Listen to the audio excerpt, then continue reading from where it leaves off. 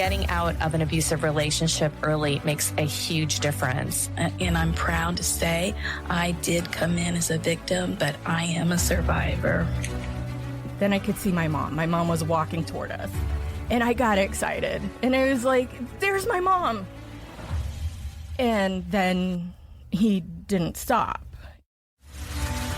I'm trying to keep it together, I said.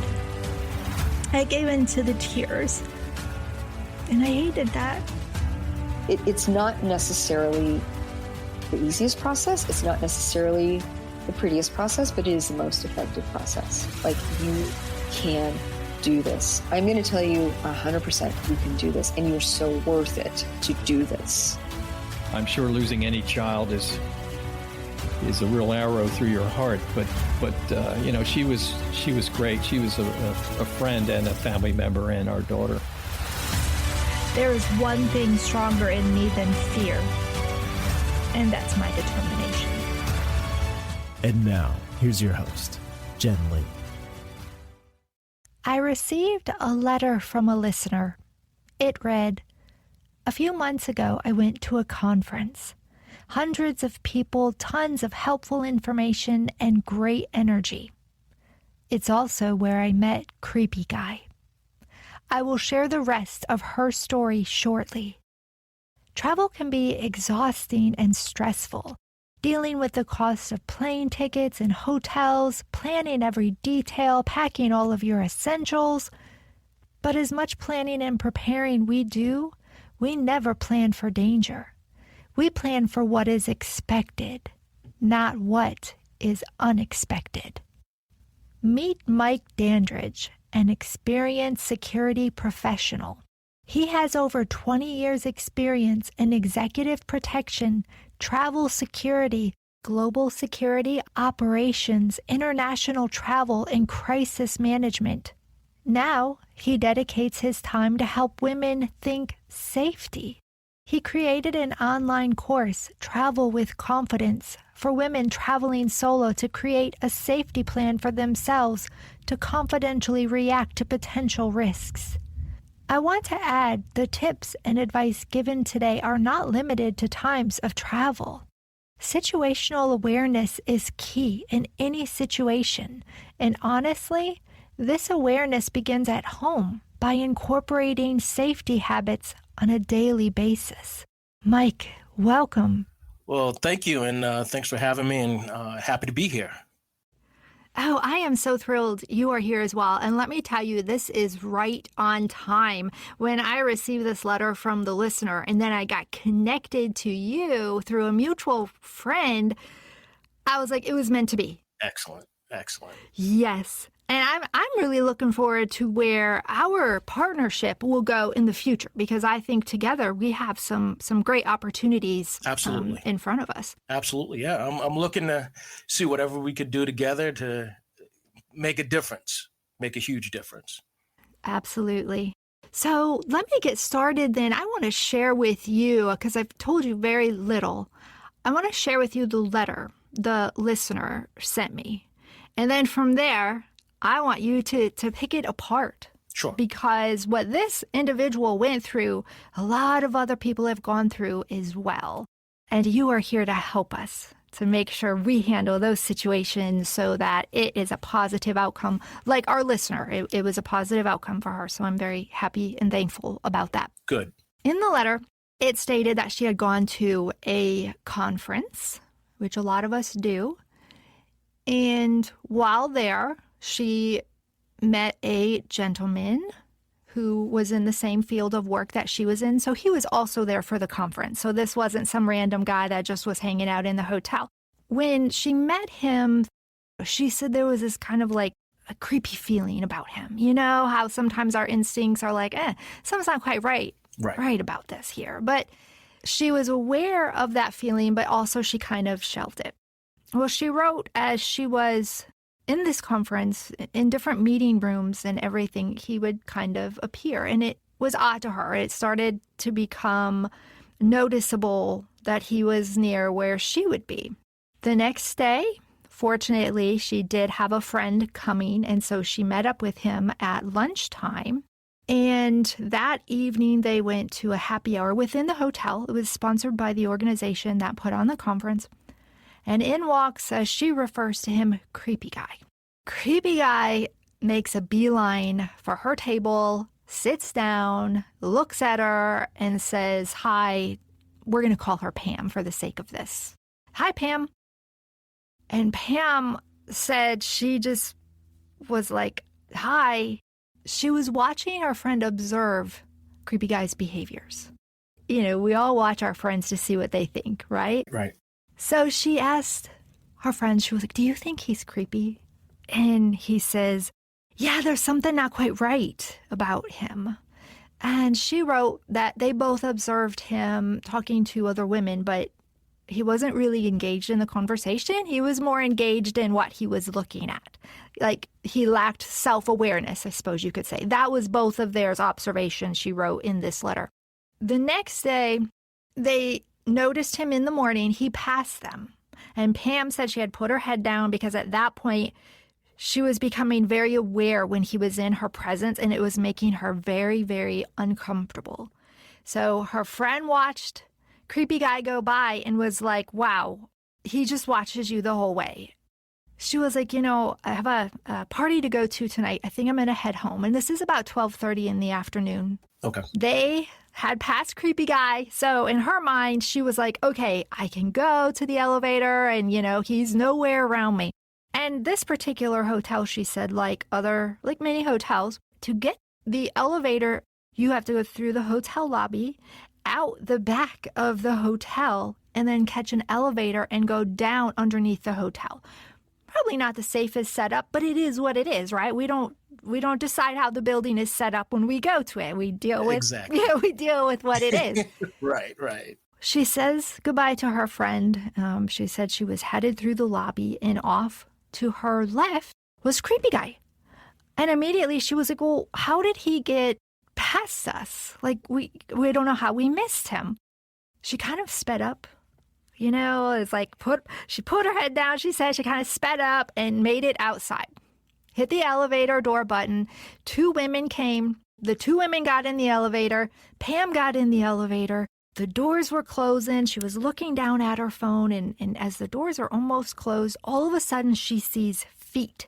It was like a movie. She said it was like a movie. There was nobody there, and then all of a sudden, boom, there's like feet. And she looks up, and she said her eyeballs must have popped out of her head, but there's Creepy Guy. He's literally pulling open the elevator doors, turns sideways, and gets in. Pam said there is another set of elevators right there, so there was no reason for him to have to get in this elevator. Wow. So she said that now it's Creepy Guy, the 2 girls, and her in this elevator. Creepy Guy looks over at Pam, so looks past the 2 women, looks over at Pam and says, "Did you have a restful evening, Pam?" Okay. Wow. Yeah. And she was like, yes. And Pam has no idea where this question came from, but she's like, "Are you leaving?" And she said he kind of stuttered. So like it was as though Creepy Guy was not expecting a question, an interaction, right?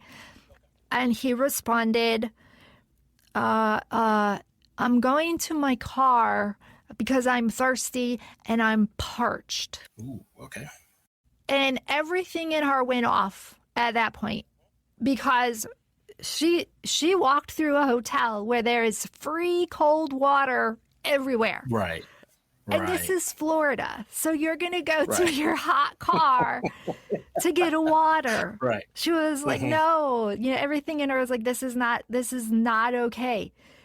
So elevator doors open, the women get out, Creepy Guy gets out. He turns around and he's waiting for Pam to exit the elevator. Fortunately, her phone was out. She was looking at it and she's like, I forgot something. I got to go back in. Good. She said it was a grunt. He made this like grunt sound of agitation, disappointment, frustration, almost mad that Pam did not get out of that elevator. Doors closed. Pam said she texted her friend and said, "I'm on my way back up. I need you to walk me to my car." Good.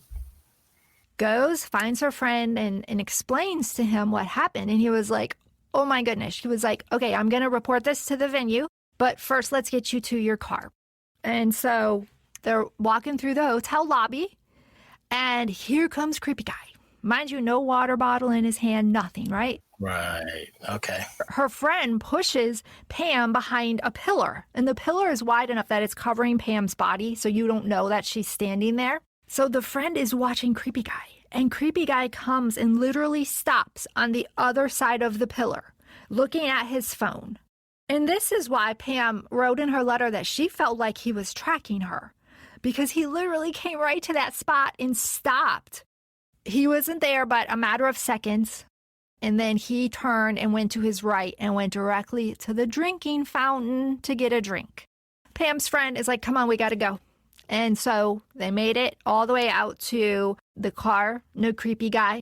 But it was really interesting because Pam's friend looked at her and he said, I had no idea what it was like for you as a woman to always have to be aware of your surroundings. And he's married, so I have to imagine that he probably took away from this, oh my gosh, I need to even be more aware for my wife. I had, like, is this how she feels? Like, does she think like this and I've been missing it this whole time, you know? Pam was so thankful, you know, he was there and walked her to his car and she got home. It was the following night. She had gone to the living room and she, in typical wife fashion, said, honey, I need a hug, but don't ask me any questions. Mm-hmm. He gives her a hug and Pam said to her husband, he really scared me. Right. Like, he really scared me. And at that point, Pam said her husband encouraged her to report it to law enforcement, which she hadn't done. Her friend did report it to the venue. And they said they would include it in the debrief. I don't necessarily know what that means, but you can probably explain that to us.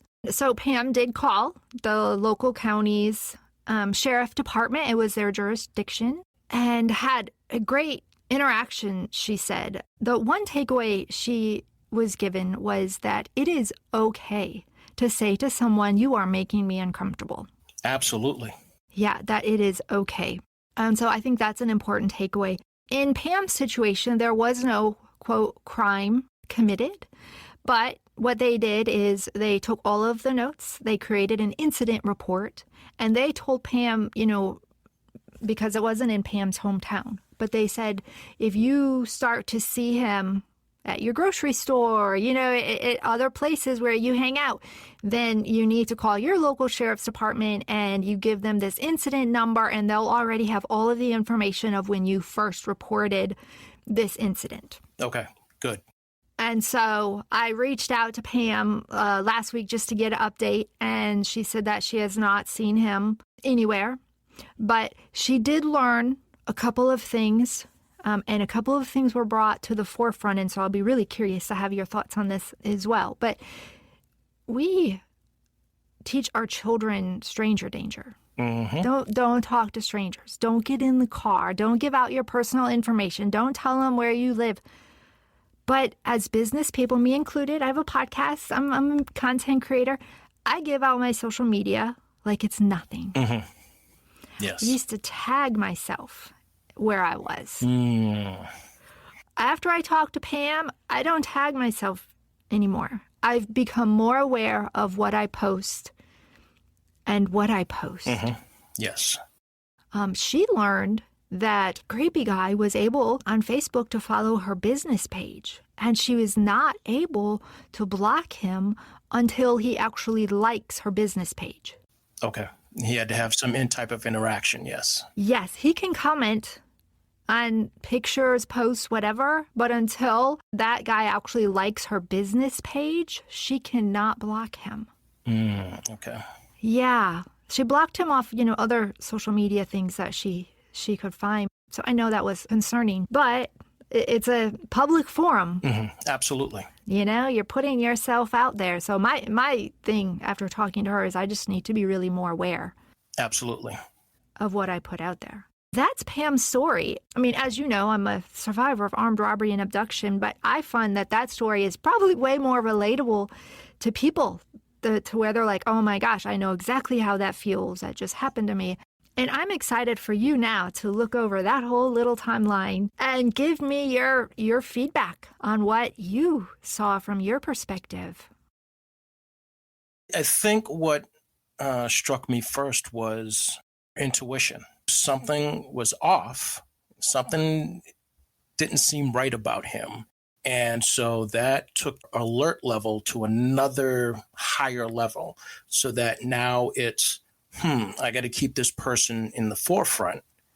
But the one downfall, which a lot of people will do, is somewhat dismiss it, because you don't want to be rude. You don't want to be mean.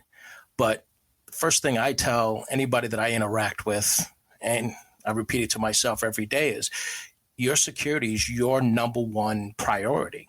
It's none of anybody else's business, or don't care about their feelings. Your safety is number one. So that was that one little, oops, Pam was getting ready to dismiss it. When she alerted her friend to say, are you getting the same vibe about this person? And they recognized it. So that's excellent that Pam was able to get her friend on board and at that same level of, okay, you're seeing what I'm seeing. So now my intuition is justifiable because there's a witness. And then the incident of going to the parking lot, he's forcing himself into the elevator. It peaked to a point now she needed to act. By doing so, she realized that she had her phone out. She's watching his mannerisms and reading him, then listening to his words, that he's going to his car to get water because he's parched. Even just the language of being parched is a red flag. But with Pam knowing, listen, we went through a lobby, there's a ton of water, your story doesn't add up, and why are you waiting for me?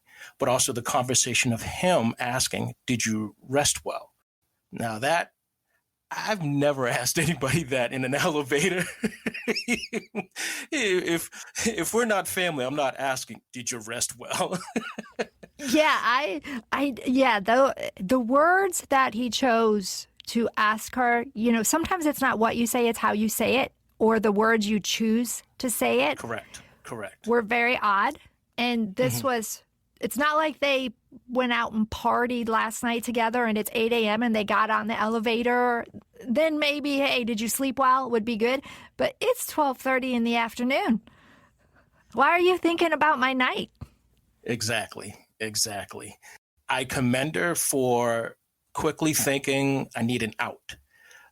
Looking at her phone, saying, I got to go back upstairs. I forgot something. Texting a friend, can you meet me? I need you. And he was on point to say, all right, Pam, I'm there. And then was able to escort her through the lobby, creating some space. And then him being alerted to maintain a visual presence, but also watching for creepy guy to make an appearance. And then, as you mentioned, she said it seemed like he was tracking her. And then finding the out for the friend to take Pam when he was drinking the water out. When the friend notified the event staff, which they would do on a debrief. So what went right, what went wrong.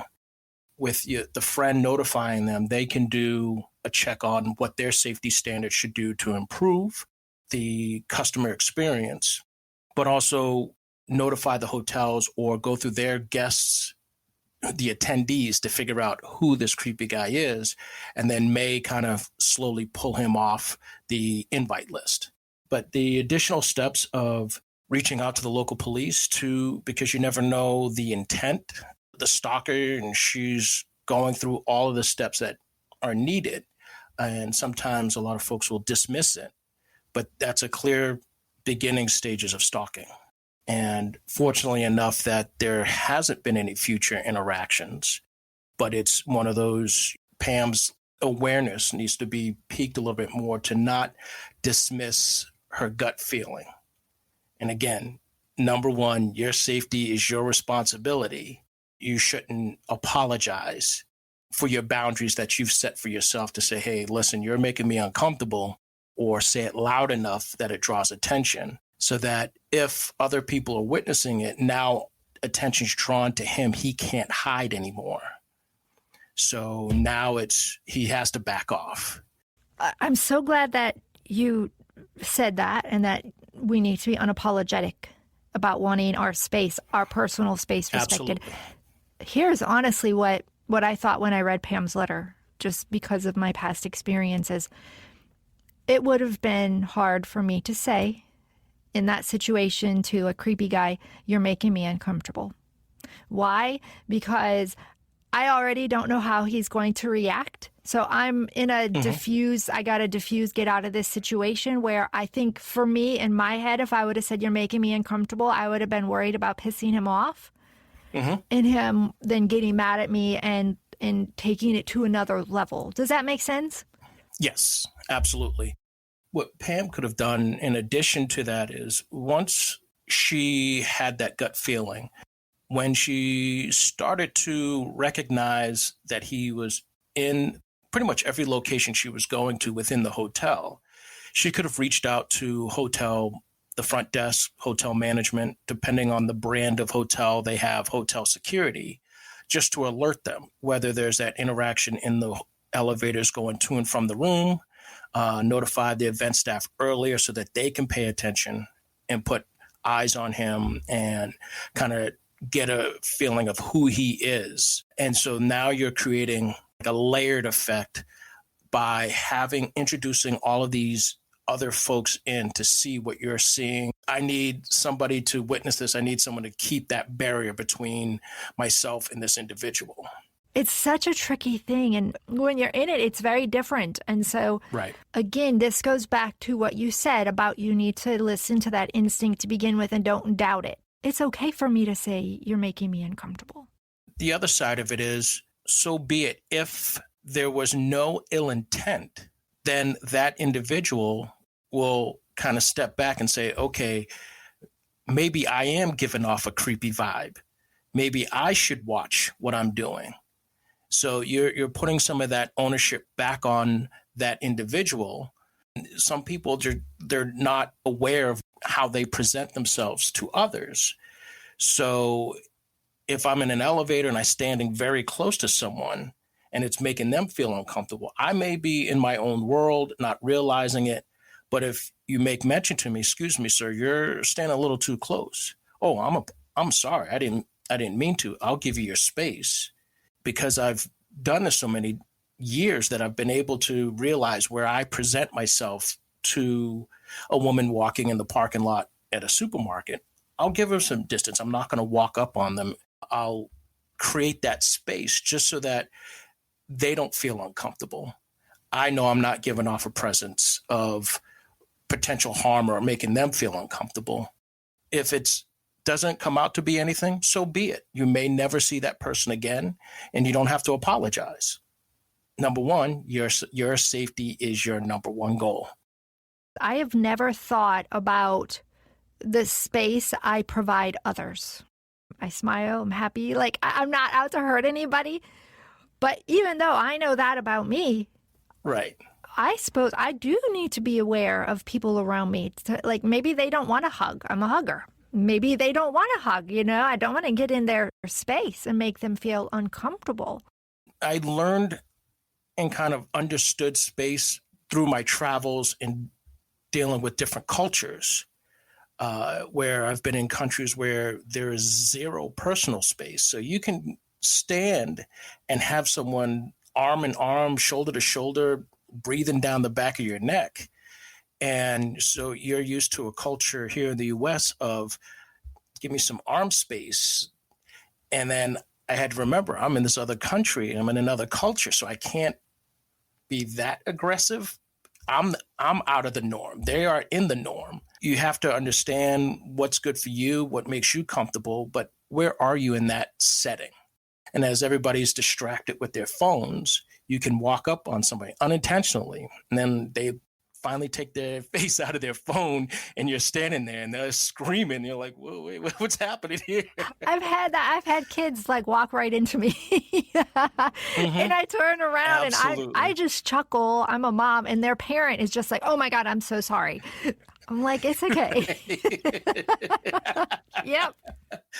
Yeah, I mean, we have so many distractions that we just we have the blinders on, and there's so much going on now that you don't really pick up on it. And it's something that you just start to train yourself to be aware of on a daily basis. And then it becomes habit. Right. What about social media? I know Pam at the end of, her letter, she talked about that. Yeah, social media, it's a tricky thing. Social media gives you that easy way of including your friends, but sometimes you forget who else is in your network, that you're providing pictures of your vacation, pictures of your children as they're growing up, pictures of your house. You're pretty much, for a stalker, giving them your entire life story. And when I tell a lot of folks that are traveling is don't post anything real time. Wait till you're back home and then do a full dump so that nobody knows that you've gone for a week. But also with a business thing, you're trying to be out there and not offend anybody, but also you still have to put that guard up a little bit. So you can secretly just unfriend them. And then from there, you can block them. Pay attention. Again, it's like, okay, what are these comments? This one's a creepy comment. Let me see what this person's all about. And you start doing a little deeper dive into that individual. It's like, maybe I don't need them as a client or a follower. Well, and then nowadays, employers, they go to your Facebook. I did when I started to, a few years ago, I would go to Facebook. I was like, let me just see who you really are. Oh, yes. Absolutely. Because we can present ourselves for an interview in one way, but what else you got going on? Absolutely. I've done the same. It's like, oh, yes, I'm detail-oriented. I'm clean. I'm professional. Then you go to their Facebook page. They're drunk and out on a beach. And it's just like, oh, Lord have mercy, no. Yeah, it's a mess. We learn a lot about our social media and about each other. So speaking of technology, Pam felt she might be being tracked. Can you talk a little bit about technology and tracking? Because we also, the AirTag, that's a big thing I hear a lot about. So with the AirTags, it's a great thing to use if you have a habit of losing your wallet, your handbag, your luggage, and tracking it. The other side of it is they're easily able to slide into someone's back pocket, somebody else's handbag, and then they're giving that person up to the minute location updates. There's been an uptick of reports. It hasn't really been pushed out into the mainstream yet, but there are reports coming out more and more of people feeling that they're being followed or have been robbed because people are utilizing the AirTags to either put them in the bags. There was a young lady from the U.S. that was murdered in visiting her family in Denmark, I believe it was. And the stalker had hidden an AirTag on her bicycle, so he knew where she was going to be. And then there was a couple of reports coming out of Canada where people would walk around shopping malls and find an expensive car. They would slide the AirTag behind the license plate or somewhere hidden on the car, follow the car back to the residence, and now they have the opportunity to rob the residence. It's a good and bad thing, all on how that individual uses it. Apple has utilized a safety feature where it will notify you if there's another AirTag within your vicinity or following you. So something, should state something is following your location. And that's where you have to take that extra step to go through and just sweep all of your stuff. Check every bag, pocket, your car. I think they're still working on something for Android users. They're slowly trying to catch up to it, but. Yeah, I've had an iPhone for I don't know how many years now. I didn't even know Find My device was loaded on there. It wasn't until you told me. And I was like, oh my gosh, this has been here this whole time. Yeah, so the intent was to say, first it was find my friends. So before social media was large enough, anybody with an iPhone, you'll be able to enable it, connect with your friends. So if you're out at the beach and you're like, oh, Joe and Mary and Kim are here, I'll send them a text to say, hey, I'm here, let's meet up. Or if you misplaced another device, your phone or your iPad, your MacBook, that you're able to log into it and pinpoint the location or the last location it was seen or used. Having the right technology, little USB adapter so that you charge your phone from one of these charging stations, it doesn't pull all your information off your phone. Oh, I didn't know that. Oh, yeah. They do that? There's some that have the ability to do that. Wow. Traveling international, get yourself a VPN onto your phone so that it protects you from phishing, from anybody tracking you through the Wi-Fi, from making sure that you're hitting reputable sites, but also your information is secured. When I was traveling throughout China, I made sure that the VPN was on. I knew a couple of times when you hit a certain site, you can start to see it like thinking, and you're like, this is getting downloaded somewhere. It's time to come off of this. So it's come off the Wi-Fi, shut it down, and then reboot it that way. Yeah, and I didn't think about any of that until I noticed recently somebody had kept trying to hack into my Instagram, and it was driving me nuts because it would show locations where they were logged into. Mm-hmm. So I called my friend Tammy, and she's with ID Shield. And so to go back to what you were just saying, they have the VPN. And I was like, well, that's perfect, because I didn't even really know what that whole thing was. You know what I'm saying? I was like, oh my God, that's one more thing I have to learn, really. I just learned about the app on my phone, this Find My Phone thing, and now you want me to get a VPN? But that's where you see these commercials of being on a public Wi-Fi. It's an added layer. There are a lot smarter people out there than I am with the technology that has that capability to figure out how to jump on other people's laptops, phones, whatever, if you all share on the public Wi-Fi. So I have my phone set up. As soon as I come off of my Wi-Fi, the VPN comes up and it'll say this is not a reputable site, or it gives you all kinds of warnings just to make sure your phone is protected on what you're searching. That's great. That is all wonderful advice. And I know you have a lot more. Oh, yeah. So let's talk about some tips we can use to be safe.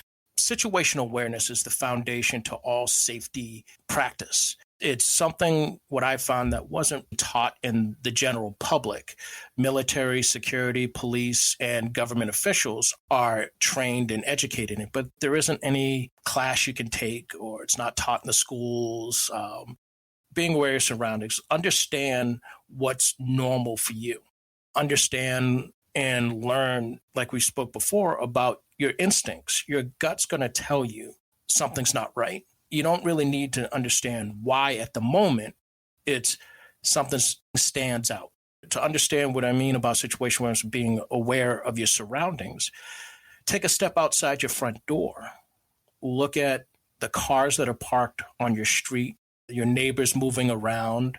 Do you know when the busy times are, when people are leaving to go to work or coming home from work? What time does the mailman show up? What time does the UPS guy arrive? And they usually come through by a set time. What time does the trash delivery? So you know those are set times, and that's the norm. Then all of a sudden you hear an ice cream truck go down the road. That's not the norm. If there aren't any kids on your street, why is an ice cream truck coming down where there's no kids? So it's like, Or you notice a car that's there with somebody sitting in it that typically doesn't. Walking, traveling, commuting, whether by train or bus, going to and from work, just put the phone down. Keep your eyes up. Look around. Who's around you? What are they doing? What are they saying?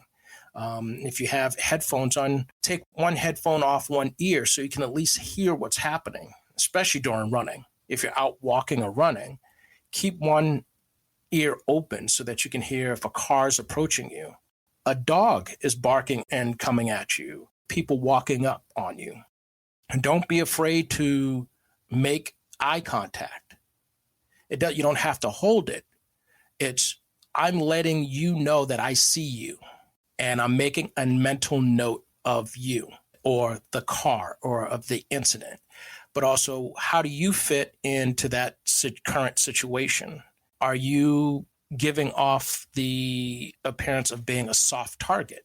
Meaning, as a predator, I'm going to say you don't look like you're going to scream. You're not walking with confidence. Your head's down. You have noise-canceling headphones on walking down the street. So, you could be an easy target. Harden yourself, meaning walk with confidence, but also play the what-if game. Ask yourself questions of, what if this were to happen? You start to build a mental response. By doing so, you're mentally preparing your body and your brain to react. So you don't freeze, or if you freeze, it's for a fraction. Your reactionary time will reduce. So that's some easier tips. I mean, I'm hitting it at a very high level. I mean, there's so much. You could be here for days just going on. Well, this is fun. So, we could do it again. I'm ready. Like what you just said makes so much sense. But on the same token, my other side of me is saying doing that is like having a very uncomfortable conversation with yourself. Absolutely. Because you're acknowledging that, hey, I could be in danger. You don't want to think about that, right? That bursts our whole bubble of, we live in La La Land and everything else. And then all of a sudden, no, we need to practice. And it's not just for women. This is everyone across the board. I have two things, and I'm just going to say them both right now so I don't forget. Number one is I want to go back and I want to talk about what Pam should have done if, let's say, Pam was alone in the elevator and creepy guy actually went to attack her, what she could do in that situation. But I loved that you said, go out to the end of your driveway and look around and become aware. I had a discussion with a law enforcement officer, and we had put cameras up on our home. And he said cameras are great, but the one thing that a camera can potentially do to a homeowner is make them less aware, because now they're relying on the camera to pick up everything, and they're not paying attention so much. Do you find that to be the case? Yes. People are looking for the quick fix, and instead of saying, what should I be doing? I put cameras up. That should fix everything. No.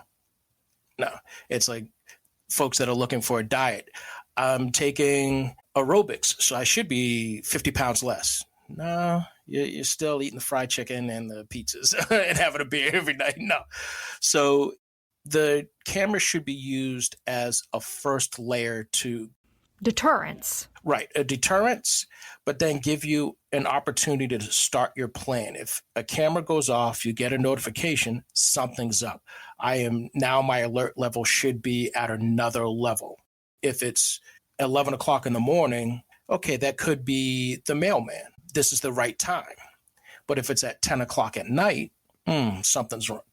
So now it's get yourself to another alert level, start a plan of action, turn on all the cameras to see what's going on, but either ready to call 911, make some noise that's drawing attention, some of these cameras have the sirens on them, and that will deter someone.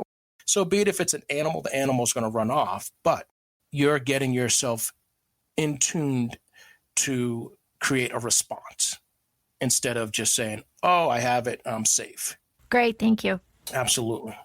For Pam in the elevator, she could hit the alarm button on the panel, and that rings an alarm in the elevator.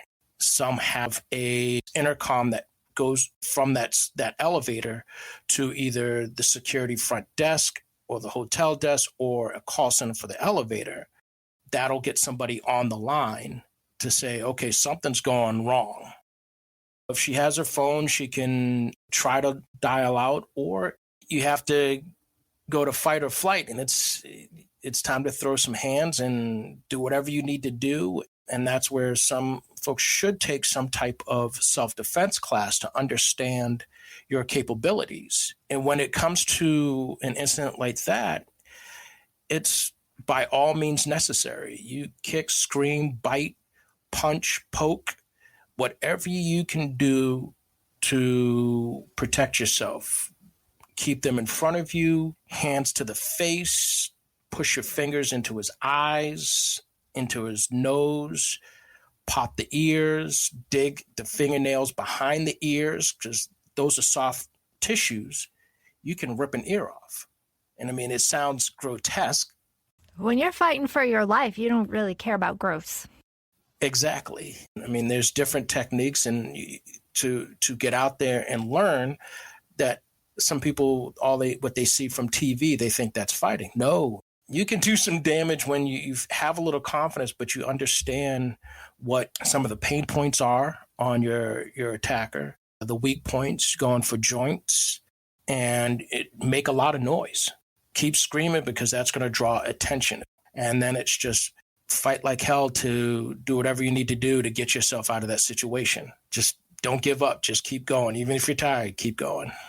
When is the first time you ever felt afraid? Like somebody was in your space and you were like, no, this is not okay.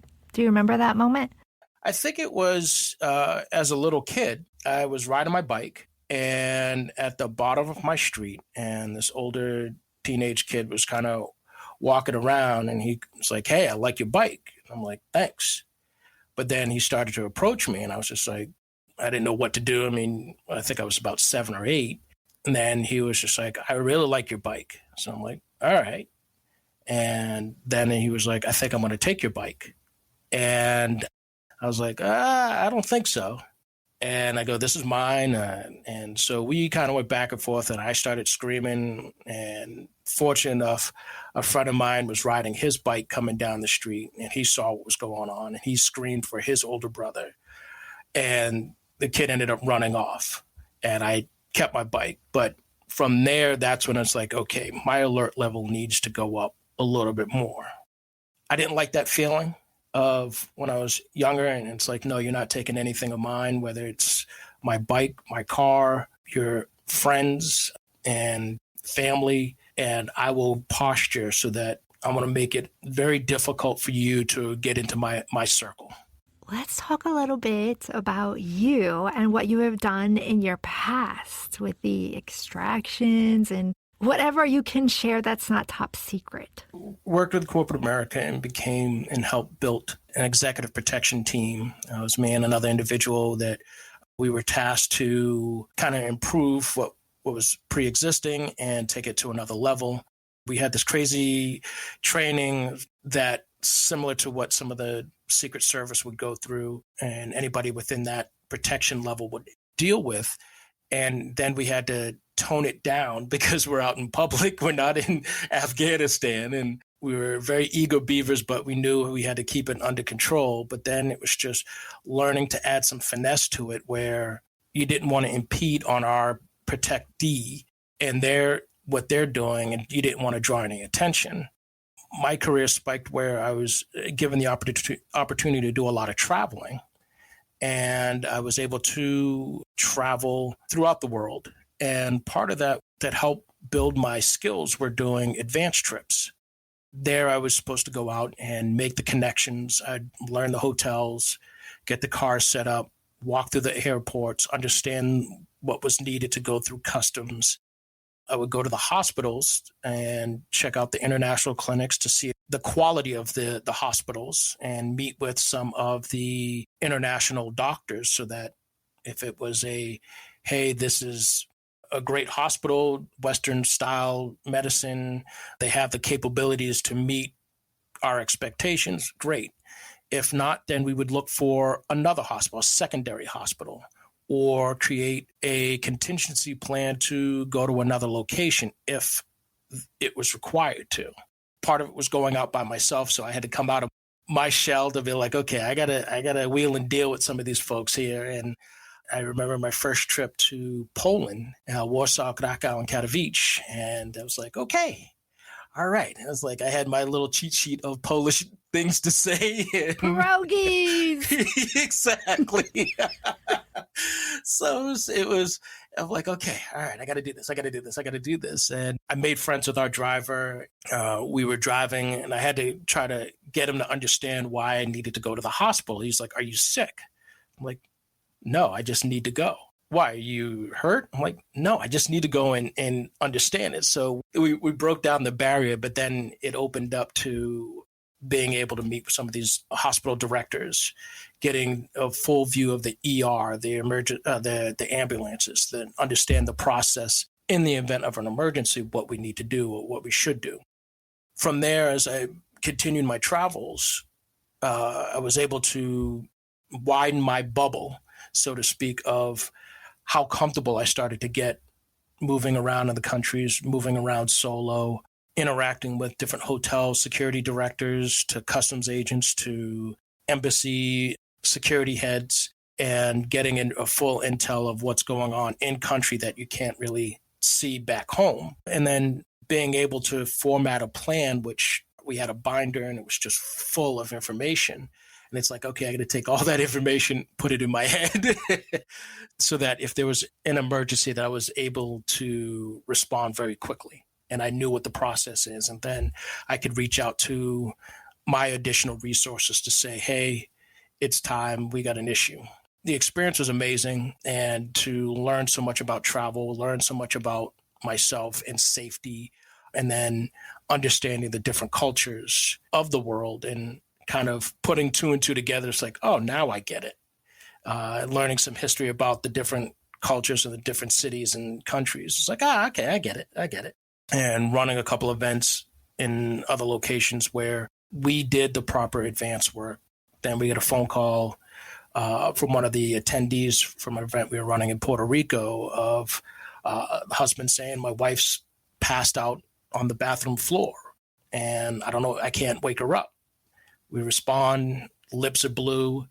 We put our monitors on just to get her vitals. And I looked at my partner. I'm like, the vitals are weak. We need to move. Through our work, understanding that in Puerto Rico, calling 911, the ambulance could be there in 5 minutes or 45 minutes. And it was like, no, we need to load and go. So we notified the hotel that we needed a wheelchair, was able to get her wrapped up into the wheelchair, and we request our car to be out front. And I grabbed a bellman. I'm like, you're coming with me. Let's go for translation. And because we did the research on the hospitals, we knew which one we wanted to go to. We pushed our way through the emergency room, got her into a room. And so we started the process of, okay, what's next? So we had to wait for the on-call doctor to arrive. And in the process, they were doing some tests, and they stated that they thought something was wrong with her gallbladder, and they wanted to do surgery immediately. We're like, no. And so we reached out to our resources to have a helicopter ready to fly out of Miami-Dade to pick her up and bring her back. Fortunately enough, the doctor arrived and stated that she was just dehydrated because coming from the north here in Boston to Puerto Rico, she was feeling everything. She wanted to go play tennis. She wanted to go to the spa. She wanted to sit out at the beach. She wanted to do anything and everything she could possibly fit in. But the one important thing she forgot to do was drink water and have something to eat. Several of those different experiences have kind of shaped you to kind of like, okay, think outside the box and have a plan in place, keep those wheels spinning. So if something were to go bump, then you're like, all right, this is what we need to do. So who would your typical clients be? A couple of clients are families now that need an extra layer of security or guidance to make sure that they're keeping their family name out of the media or healthy, safe, and they're high net worth folks. Then it's what I've been doing is working more with like the children as they start to go off to school and come out of their parents' shelter to say, hey, this is what you need to do. Keep an eye on this and kind of educate them as well of you're going out on your own. You need to be more attentive to this and kind of just open their eyes up a little bit more to say, it's not as peachy keen and it's not a social media post as everybody wants it to be, but it's not all doom and gloom as the news says, but you got to find that happy medium. Did you ever have an unsuccessful mission? It's a good question. No, because we did our research ahead of time. If someplace isn't what we want to be in ideally, we're not going. I wouldn't do anybody any justice to say, oh, let's go to a high crime ridden drug area to go to this restaurant and then potentially put ourselves into a hazard. I'm given, hey, what do you know about this area? I don't like it. Should we go? No. But then going out and doing these advanced trips, you're able to give them a full view. So I could do all the research at home, but then let me get on the ground, drive around, and like, I'm not feeling this place. Or if we do go, this is what we should put in place. Stay on the resort, let me book the cars, or I'll get the cars and I'll drive. And let's make sure that I take medical equipment with me because the medical resources are limited, and build a plan off of that. But if I'm not feeling comfortable, we're not going. And it's just, even driving around here and I don't like this neighborhood, we're not going to go in the neighborhood. Don't put yourself in that type of danger. And it's just being aware of what the potentials are and to say, it's not worth it. Sometimes it's like, well, why can't we? It's not worth it. And I built that trust enough to say, if it's not worth it, then we're not going.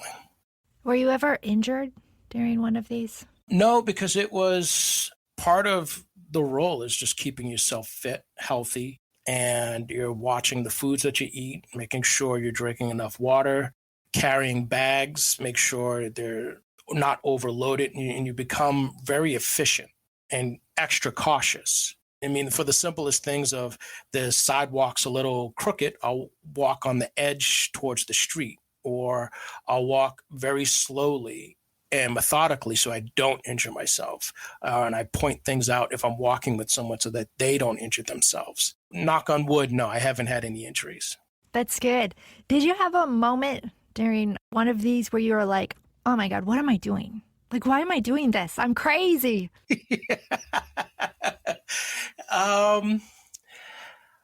Let's see. I'm trying to think.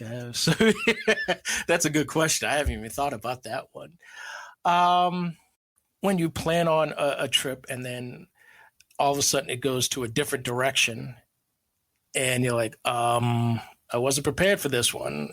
And then it's like, I have lack of sleep and I'm beating my body up. That's the point where you get to it sometimes, but it's like, all right, suck it up, buttercup, let's go.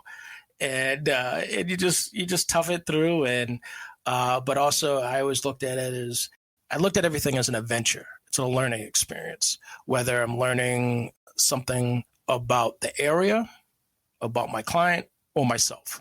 And it took the misery out of things, or standing on my feet for 15 hours takes the misery out of all that to say, well, this is an interesting experience. This is a location that I would have never thought to go to. You kind of just change your mindset to make it a better experience. Or you just say, my feet are killing me. I need to buy some new shoes. Now my wheels are spinning. What are some comfortable shoes that look dressy? So it's you don't want to get yourself going down a negative mindset, because it just makes everything else, like as they say, misery loves company. So everything else miserable just starts attracted to you. So I'm like, no, it's all good. It's all good. So let's find a happy point about this. But then sometimes you're like, why am I really doing this? And the lack of sleep and the different time zones. And you're like, I don't remember which hotel I'm staying in. Okay. All right. I got it. Let's go. Yeah. Home is redefined for you, right? Yes. So you do all of this coordinating. So do you have a team, or how does that work? For a while, it was a larger team, but now due to COVID, it's just, I do it myself. It's on the rebuilding phases now of what direction I want to take it to. As you mentioned earlier, that I've created those courses. So that's one direction. Without beating up my body, let me share some of my experiences and my knowledge in a different way with the technology and the way things have operated through the last couple of years. It's like, let me put something out there that can be an easy touch for anybody who's interested. Like, we can spread our word to a larger platform without trying to cover every piece of the continent. So I've created a couple of courses online and created an ebook. And basically it's for women travelers who are traveling solo. And one is directed for all age brackets. And then one is dedicated for the 18 to 30 age bracket. What I found was there wasn't much on the safety end for traveling from my experience that I've done, where you learn how to book your flight, look for a hotel, and then, okay, what are we going to do? But what happens if you get sick? What happens if your luggage goes missing and your medications are tied up in the luggage? Have you really done the in-depth research into the place? Many cities are starting to grow, and so they're putting hotels up left and right. And is it in a great location? Sometimes hotels will jump into a so-so location just to get ahead of the curve before the properties increase, but they want to be the first one there. One hotel in Boston was put up right next to a homeless shelter. You're in a boutique hotel, but you walk out and, oh, hello. So it's doing that extra step to make sure you're keeping yourself safe, but also creating a safety plan, a plan that you start to do the what ifs before you even leave. You're going through to properly get yourself in the right mindset, like we spoke before earlier about situational awareness. Get yourself ready for that. Book your hotels, book your flights, but also now in this current environment where you're having the different flights being canceled and luggage being lost, start to look at doing additional flights to say, all right, if my flight on JetBlue is going to cancel or has canceled, I'll look to Delta. You start going in that process instead of fighting with the other thousands of people who are on that flight to try to get home. Or is it a destination, the location within 5 to 10 hours that I can drive? So that's the other alternative. So it's just getting you to think outside that box. Well, and that's where reading the reviews for like your hotel or whatever is really important, because chances are if it's not in a desirable location, somebody probably has commented on that. Right. And that's the other part, is exploring those. My sister ran into an incident, went to one hotel. The photos of the hotel looked phenomenal. And as soon as she got to the room, it was completely the opposite. And she's texting me and I'm like, get out of there.